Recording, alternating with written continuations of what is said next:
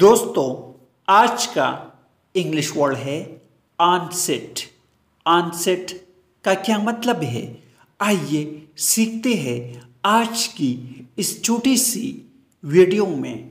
Viewers جو بھی نئے ہو تو چینل کو ضرور سبسکرائب کریں۔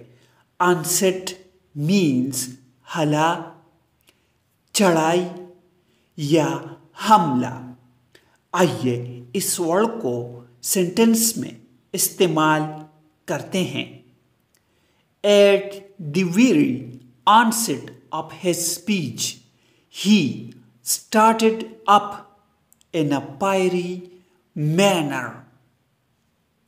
اپنی تقریر کے آغاز میں اس نے آگ بگولا انداز میں شروع کیا۔